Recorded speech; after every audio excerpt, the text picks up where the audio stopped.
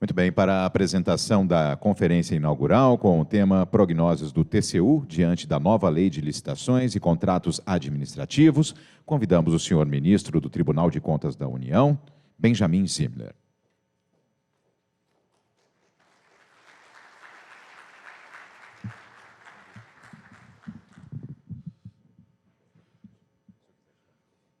Tá ótimo. Bom dia a todos. Eu queria agradecer muitíssimo o convite formulado pelo presidente Humberto Martins, do Conselho da Justiça Federal, do Superior Tribunal de Justiça, dizer que é uma honra estar aqui, sei da importância do Conselho da Justiça Federal no âmbito da justiça brasileira, da justiça federal em particular, e acho que é também uma honra redobrada participar desse primeiro simpósio sobre licitações e contratos, tendo em vista a nova Lei 14.133.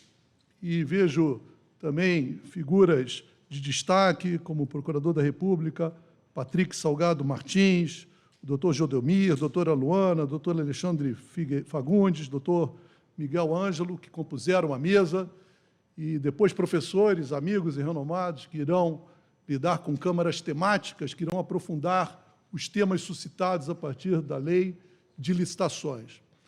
Eu fiquei muito lisonjeado com as palavras do amigo Humberto Martins, quando ele menciona a dupla Pelé e Coutinho, né? Provavelmente, o Pelé é o doutor Patrick, né? Eu devo ser o Coutinho, mas eu devo ser um dos poucos, ministro Humberto, que viu o Pelé jogar pela minha idade, e porque aos sábados eu e meu pai sentávamos na televisão preto e branco para vermos os jogos do Campeonato Paulista, na TV Rio, se não me engano, em que nós vimos Pelé jogar contra o São Bento, contra o 15 de Piracicaba, e víamos aquela dupla Pelé e Coutinho referenciada pelo amigo, que muito pouca gente viu realmente pela televisão ou nos gramados. Eu também vi o Pelé jogar nos gramados. Então, é uma honra, eu sei que é uma figura de retórica, fico agradecido e também me sinto muito feliz de ouvir as palavras do amigo, esperançosas num Brasil melhor, é verdade isso, e eu sei que o campo da administração pública é um campo importantíssimo para que possamos ajudar a viabilizar os objetivos da República Federativa Brasileira. A atividade administrativa, ela é uma atividade difícil de ser definida. Alguns autores administrativistas mesmo perdem a esperança de estabelecer uma definição científica acerca do que é administração pública e criam critérios residuais. Olha, a administração pública é toda função estatal que não seja poder, que não seja atividade legiferante ou atividade jurisdicional. Porque a atividade administrativa é a mais democrática no âmbito do Estado brasileiro e de qualquer Estado. Sem a administração pública, os objetivos da República Federativa do Brasil, dados pela Constituição, pelas leis e pelas decisões dos agentes públicos, políticos, legitimados pelo voto popular, não seriam concretizados. Não adianta dizer que vai ser pago o Auxílio Brasil, o Bolsa Família, que vamos construir a usina nuclear de Angra 3, sem que, depois dessa definição das metas a serem atingidas, entre em campo um conjunto de servidores, geralmente arregimentados por meio de concurso público, que assumem cargos públicos efetivos ou em comissão e passem a viabilizar, a concretizar essas missões, esses objetivos dados pela Constituição, pela lei e pelos agentes políticos. Então, vamos construir a Angra 3? Ótimo, é uma decisão extraordinária. A Angra 3 está paralisado. O Brasil precisa definir o que quer fazer com a Angra 3. Há dezenas de bilhões de reais que estão sendo armazenados sem utilização e equipamentos já comprados desde a época do governo militar. Precisamos decidir isso. Bem, mas se houver essa decisão, é preciso estudos preliminares, projeto básico, projeto executivo, licitação, contratação, acompanhamento da licitação. Isso é feito por quem? Pela administração pública, pelo corpo que opera a atividade administrativa e que concretiza a finalidade dada, como eu disse, pela Constituição, pelas leis e pelos agentes políticos. A atividade administrativa é basicamente, portanto, uma atividade instrumental que visa concretizar os fins do Estado. E ela é democrática porque ela é a cozinha do Estado. Nós estamos fazendo uma reunião sobre direito administrativo na Justiça Federal.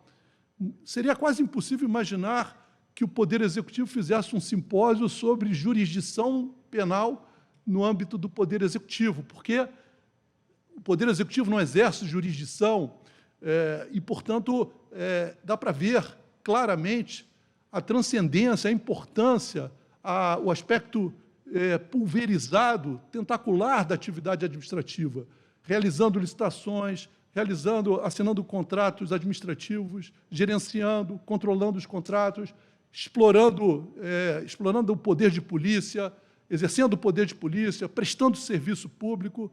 Senhores, há subespécies da atividade administrativa múltiplas.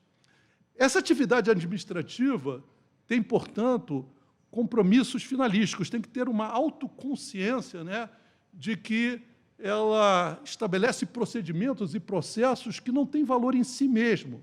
São atividades instrumentais que buscam concretizar os fins do Estado.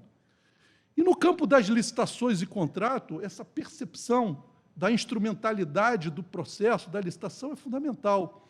Nenhuma licitação, nenhum contrato administrativo tem valor em si mesmo. O valor não está na compra, na contratação de serviço, na obra que é realizada ou na alienação de bens.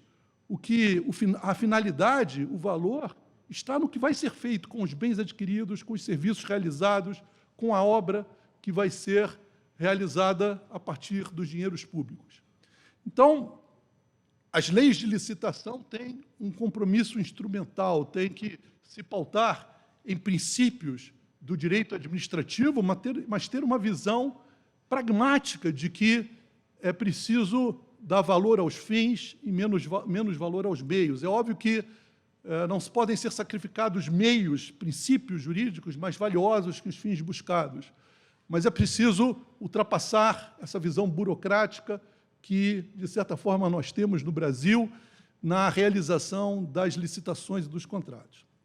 Essa lei foi uma lei um pouco surpreendente nesse aspecto em particular.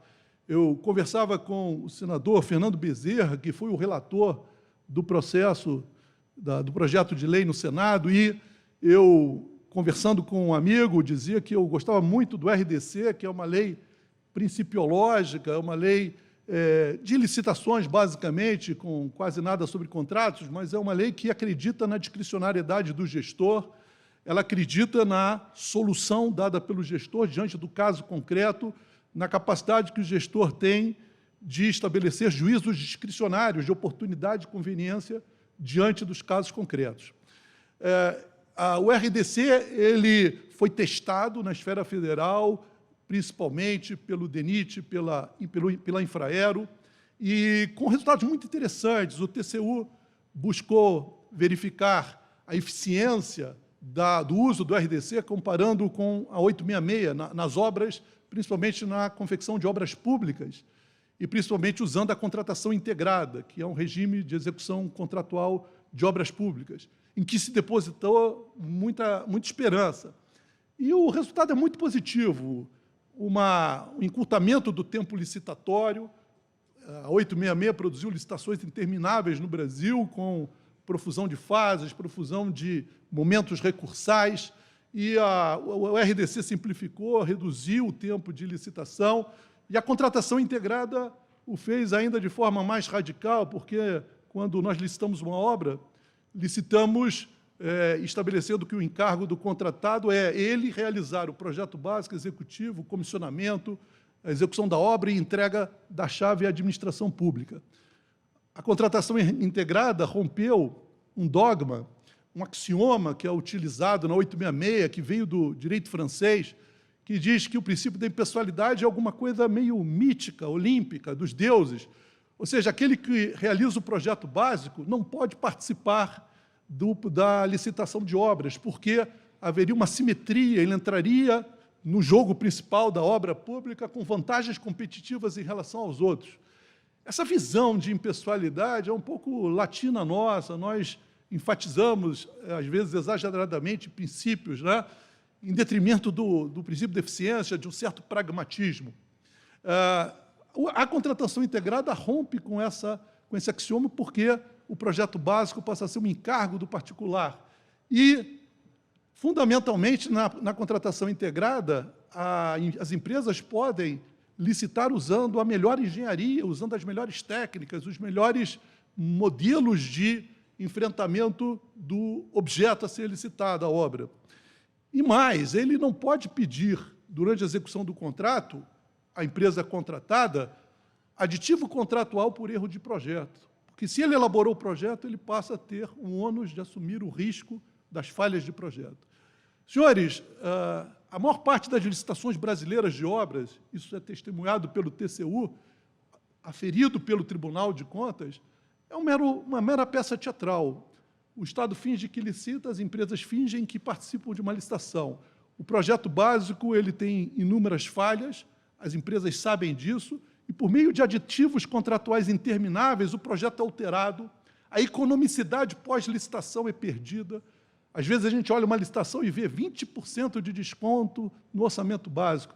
Senhores, o tribunal fez uma medição de todos os contratos do DENIT e da Infraero, e não são 99%. Em todos os casos, ocorreu jogo de planilha, aditivos contratuais com alteração de quantitativos que desvirtuaram a economicidade da licitação.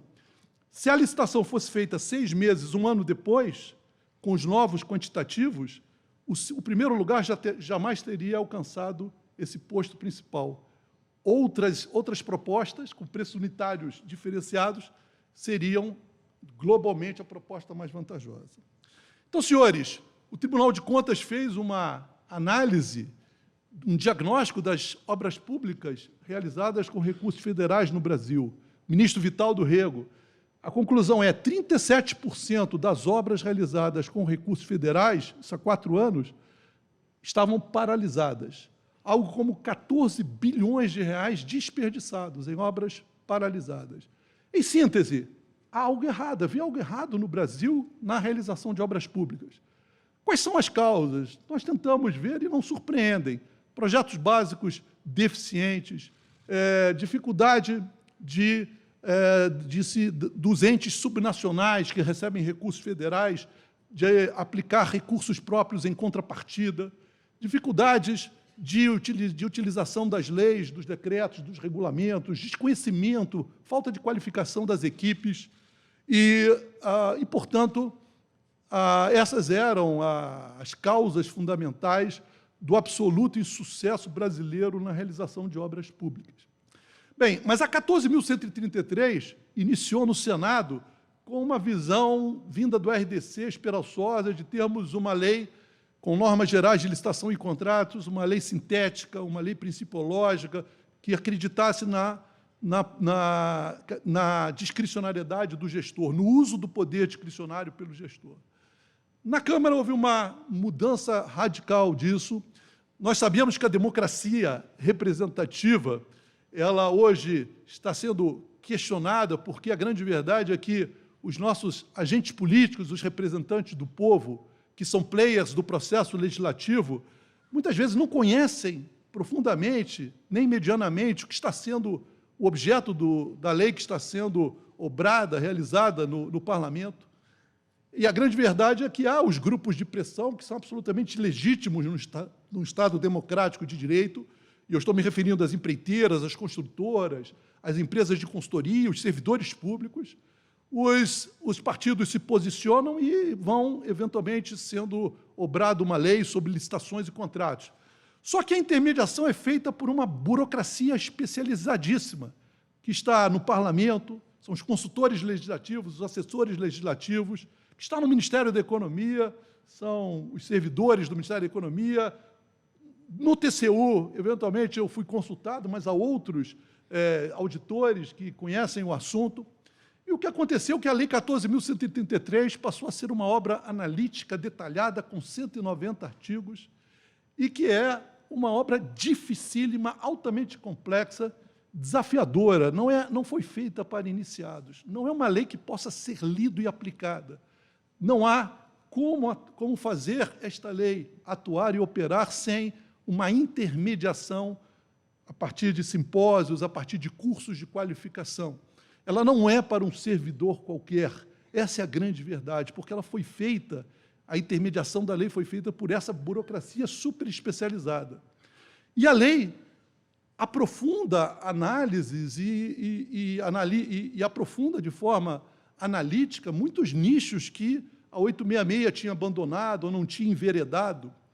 E ela surpreende, porque ela incorpora muitas normas regulamentares federais, alça voos e torna essas normas, que eram meros regulamentos, passam a ser essas normas legais. E surpreende mais ainda, incorporando à lei jurisprudência do Tribunal de Contas da União. E, na verdade, eu sinto um misto de vaidade e receio ao ver isso, porque muitas vezes eu me reconheço naquela lei, um dispositivo da lei é, na verdade, uma adaptação de um acórdão que teve, em que eu fui o relator.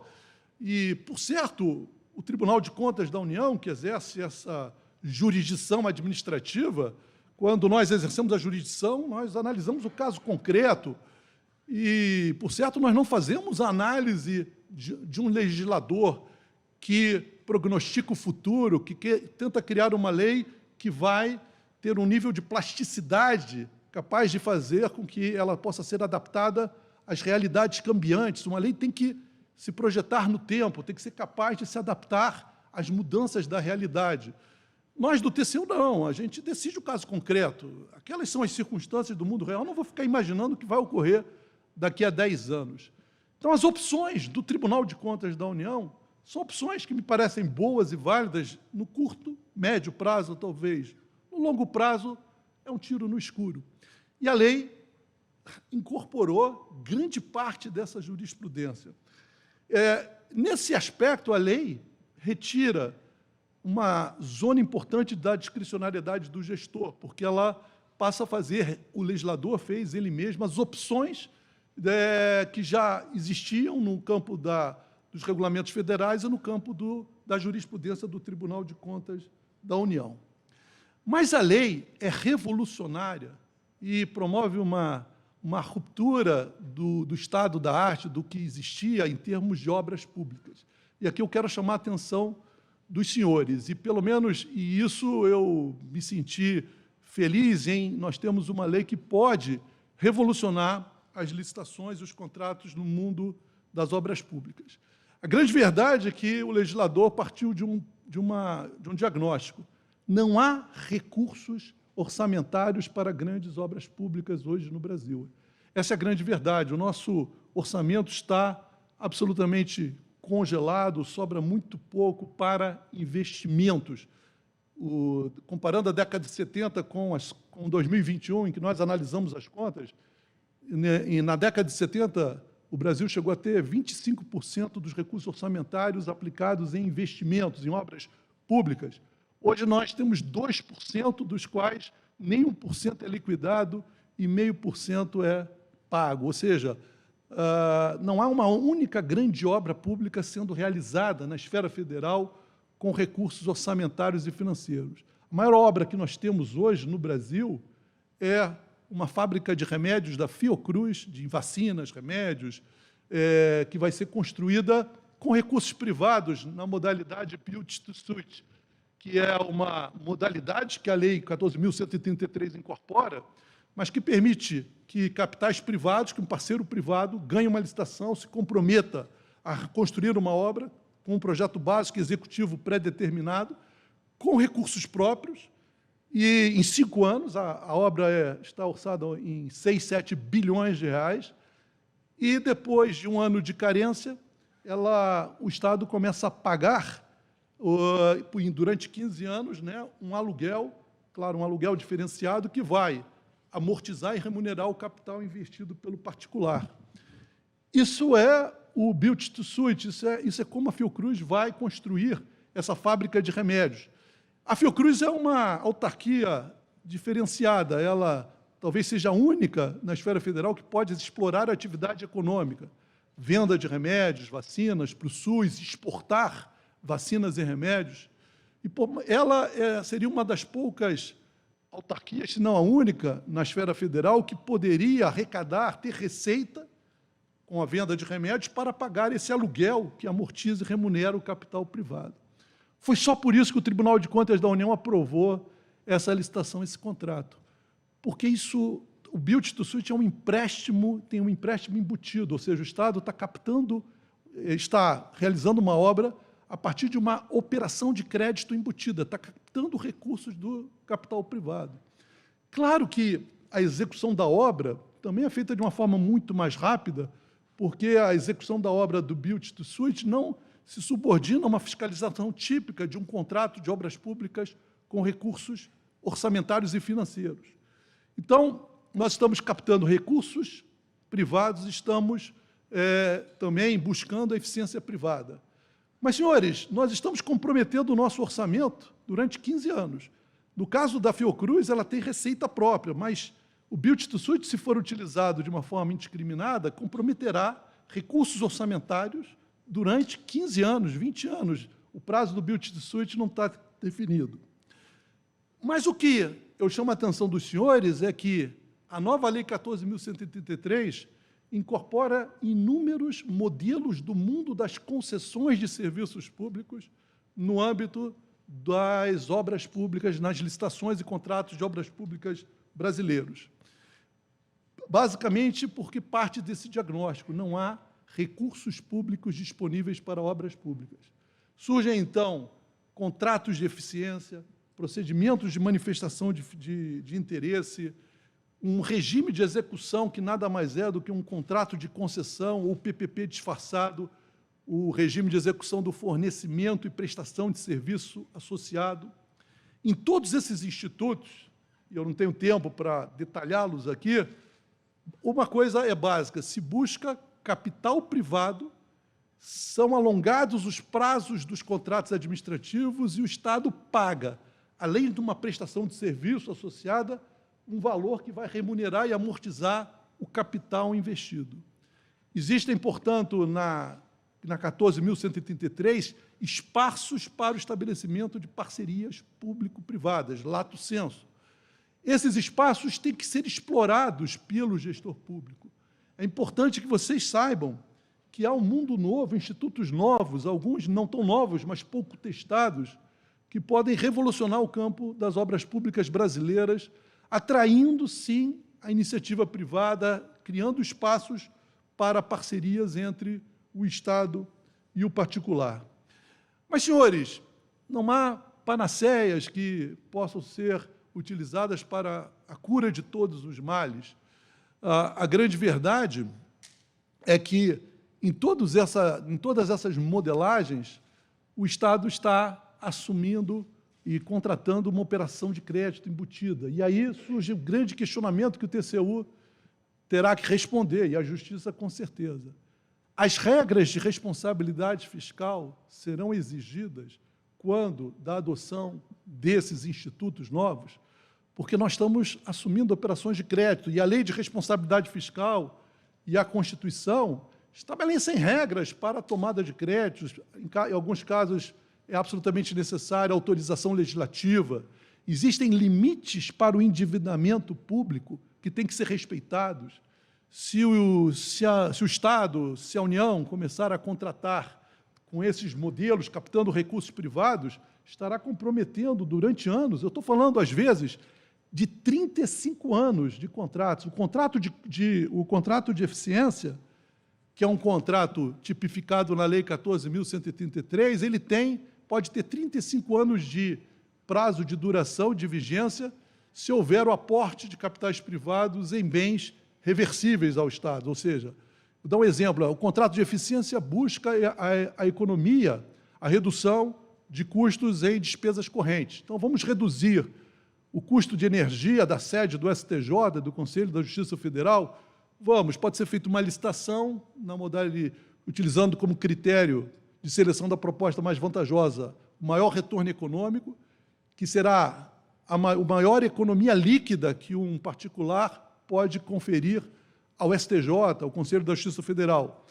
Esse particular se compromete a oferecer, portanto, 15% de economia líquida para o STJ. 20% bruto, ele fica com 5% e, ao final, consegue reduzir as despesas correntes em 5%.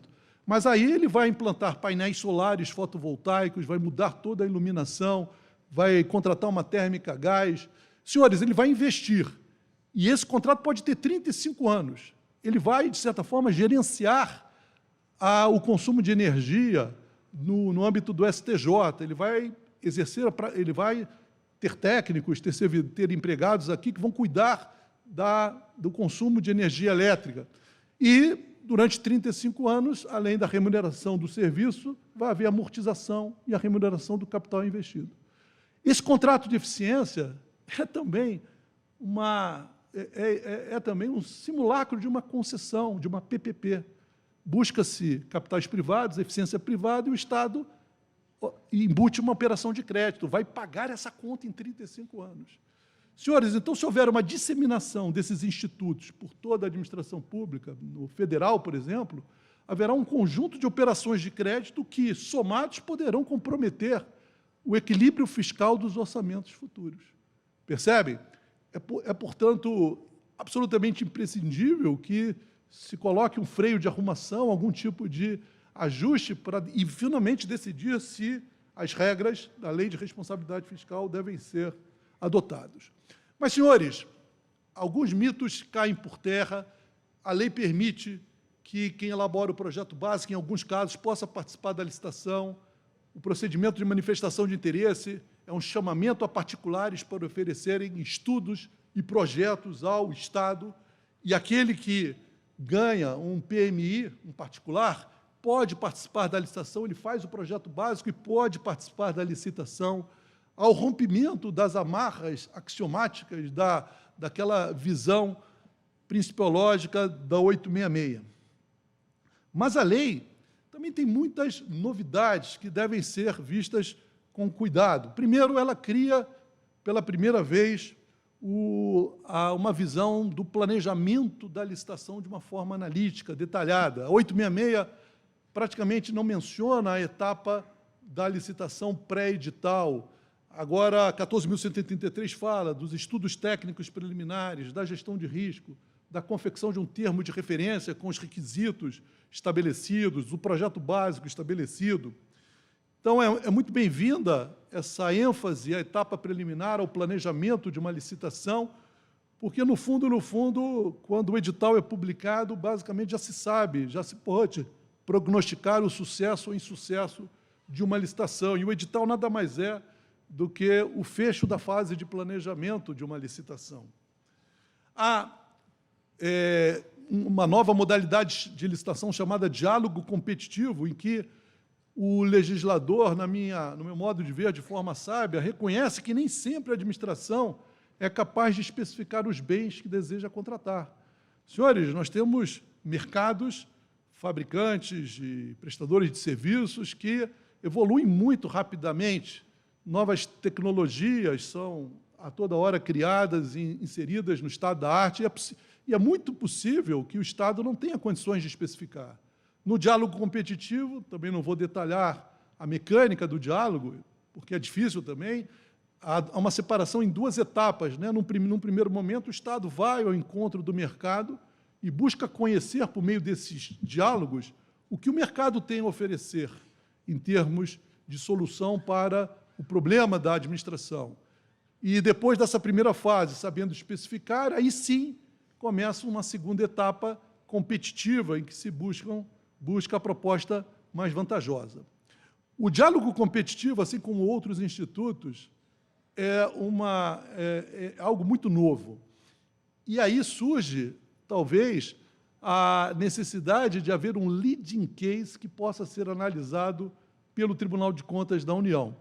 Eu digo isso porque, apesar das críticas que normalmente são feitas à hipertrofia do controle, ao apagão das canetas, ao fato de que os servidores têm receio do controle, porque o controle cresceu nas últimas décadas de uma forma assustadora, passou a ser um monstro tentacular, apesar de entender que, em certa medida, sobre uma certa perspectiva, isso pode ser uma verdade, mas a outra face da moeda é que o tribunal é um incentivador das inovações no campo da administração pública brasileira. Todas as grandes inovações realizadas a partir da Lei do Pregão, do RDC, da Lei das Estatais, novos institutos, ganharam força, tiveram a sua musculatura robustecida a partir da análise feita no âmbito do Tribunal de Contas da União. A partir de um controle sutil, dialético, em que a gente busca melhorar a prática administrativa. O tribunal, quando analisa, por exemplo, a parceria de negócios do artigo 28 da 13.303, quando analisou os credenciamentos feitos na órbita da 866, ele apontou virtudes e falhas e permitiu que houvesse o aperfeiçoamento dialético das práticas administrativas. No diálogo competitivo, senhores, eu vejo pouca chance desse diálogo competitivo ser utilizado antes de um leading case em que o TCU possa fornecer os lindes, os limites de sua utilização. Essa é uma função anômala do Tribunal de Contas da União, mas muito interessante. Eu digo, e posso, se tivesse mais tempo, poderia dar alguns exemplos, o tribunal, sem dúvidas, é um incentivador à inovação no direito brasileiro. Há inúmeros exemplos que eu poderia dar, e na 14.133 eu diria que é imprescindível essa atuação que possa robustecer, amparar a administração pública nessa trilha que terá que fazer nos caminhos dos institutos novos da 14.133. A divulgação do edital de licitação no Portal Nacional de Contratações Públicas. Esse portal passa a ter uma função extraordinária de conferir transparência, de permitir que possa haver um intercâmbio de informações relevantes no âmbito das diversas administrações públicas.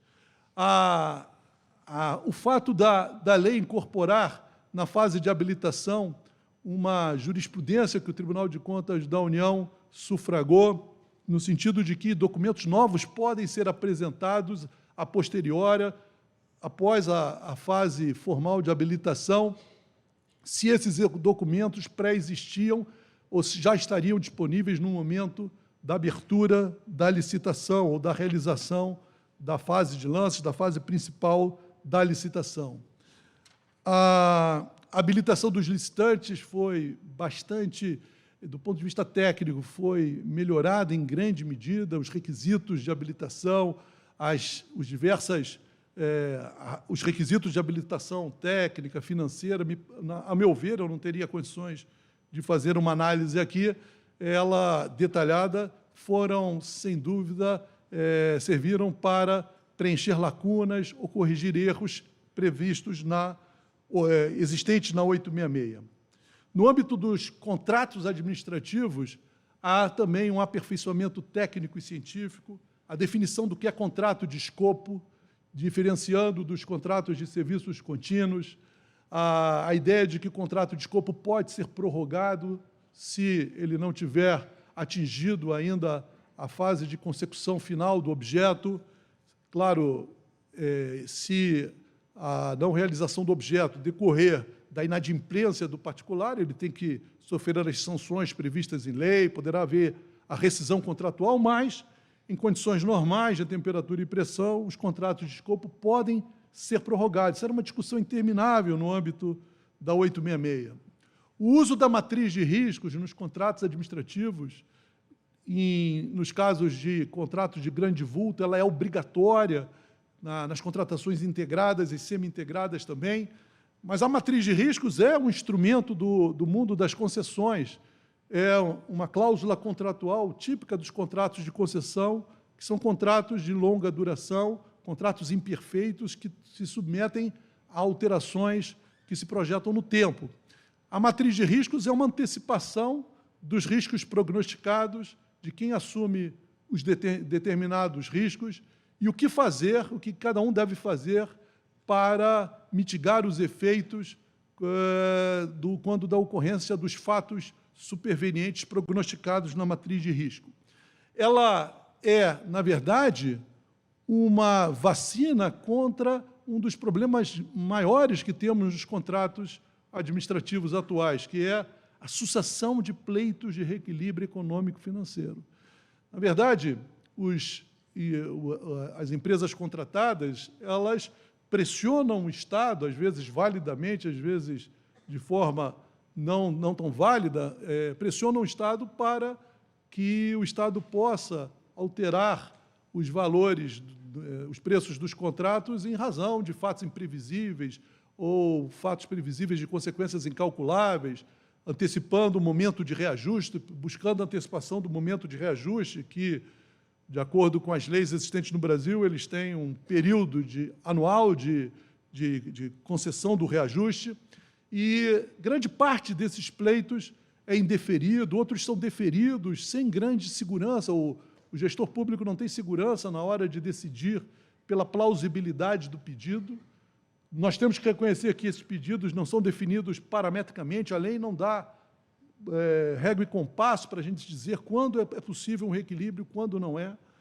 Pois a matriz de risco, ela tenderá a responder um percentual importante desses pedidos de reequilíbrio, ora deferindo, ora indeferindo, porque a própria 14.133 alude à possibilidade do reequilíbrio econômico-financeiro, utilização da teoria da imprevisão, mas alude ao fato de que alguns riscos já estão previstos na matriz de riscos. Então, essa é a função da matriz de riscos, diminuir um pouco essa perplexidade que temos hoje acerca da utilização do Instituto do Reequilíbrio Econômico-Financeiro dos contratos. O seguro garantia com cláusula de retomada. Isso é uma novidade na Lei 14.133. Pela primeira vez no Brasil, o Estado pode exigir para obras de grande vulto que seja oferecido um contrato de garantia com cláusula de retomada, de até 30% do valor do contrato. Aqui é uma tentativa de evitar as rescisões contratuais, a paralisação de obras, que definem um quadro que mencionei, que foi descrito pelo TCU. A ideia de que a seguradora pode, no limite, diante de uma possível rescisão do contrato, decidir se deseja continuar a executar a obra, designando uma empreiteira, uma outra empresa para continuar a executar o resíduo de obra faltante, ou, eventualmente, indenizar o Estado em até 30% do valor do contrato. Isso é denominado isso é chamado de performance bond, é utilizado em outros países com relativo sucesso, só que também não é uma panaceia. A ideia é tentar evitar a paralisação, a rescisão dos contratos, alguma coisa que no mundo das concessões é chamado de step-in rights, ou seja, direitos de inserção, em que os garantidores e financiadores do projeto, do concessionário, podem assumir ou podem designar uma concessionária, uma nova concessionária, para continuar a prestação do serviço público, evitando, portanto, a paralisação do contrato de concessão. Aqui o objetivo é o mesmo, só que nós temos que estar conscientes. Isso tem um custo para a administração. Se uma empresa contrata uma pólice de seguro com essas características, ela vai pagar o prêmio, e o prêmio pode ser muito elevado. E, num sistema capitalista, isso é precificado. O Estado vai pagar essa conta.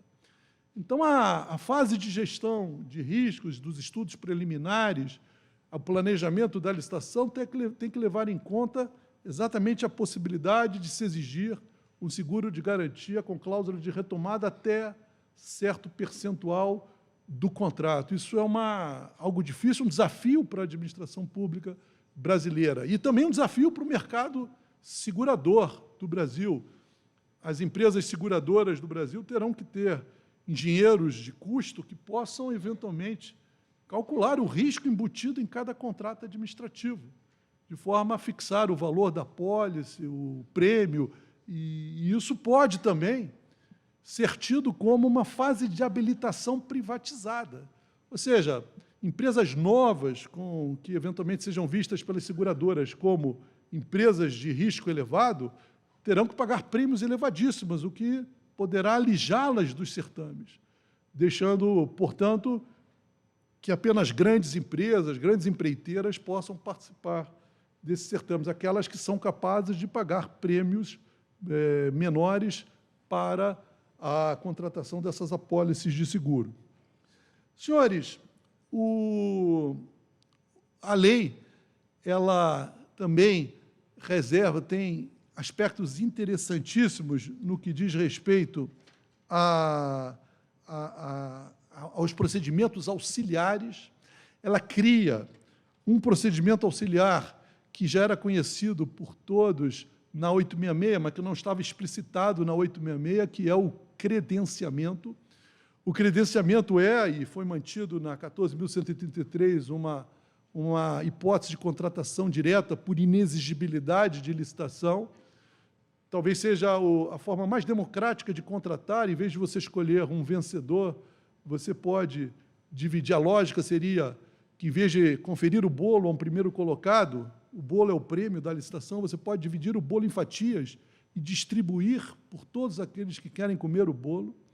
Então, a ideia do credenciamento é, eventualmente, distribuir, a partir de um critério objetivo, né, a demanda da administração pública por inúmeros fornecedores, que dividem entre si, novamente, de uma forma objetiva, com um preço calculado também de uma forma objetiva, a demanda da administração pública. Mas o credenciamento novo da 14.136 lança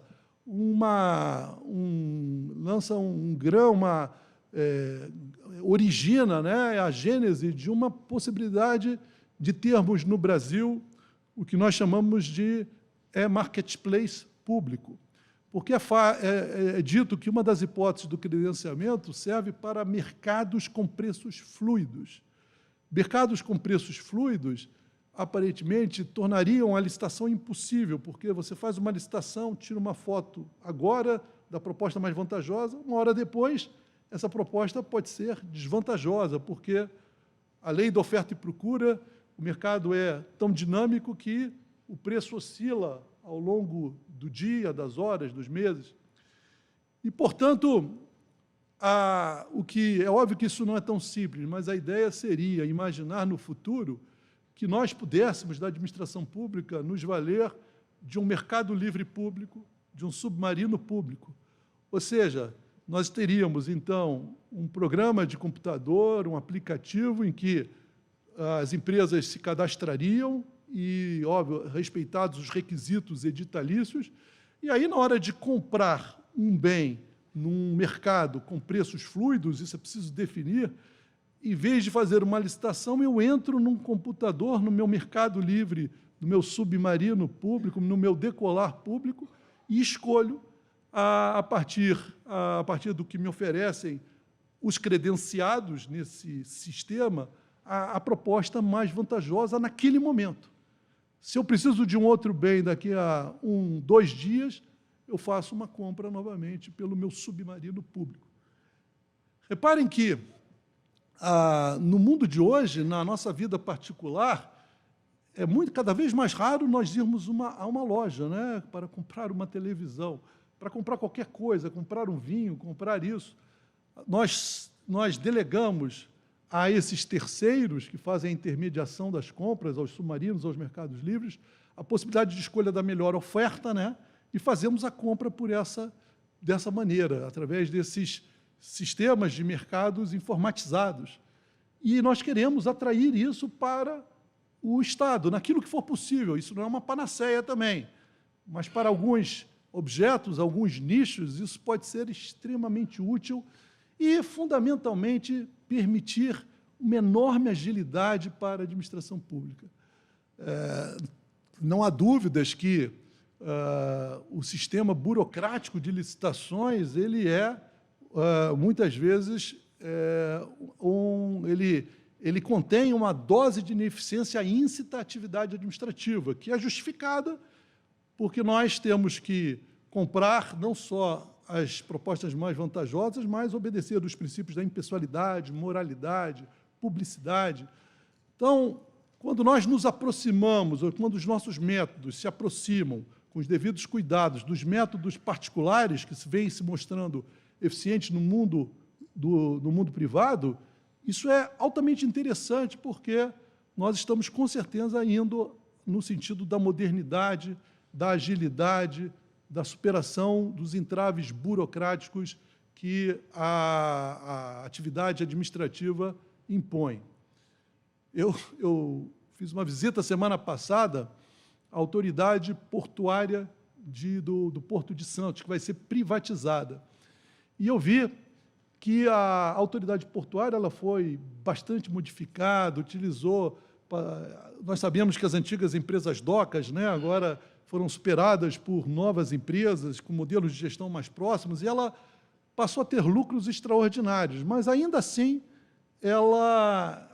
o governo se propõe a privatizar essa autoridade portuária. E a pergunta que fiz é essa: se vocês estão obtendo lucro, se vocês são tão eficientes, sendo geridos por uma estatal,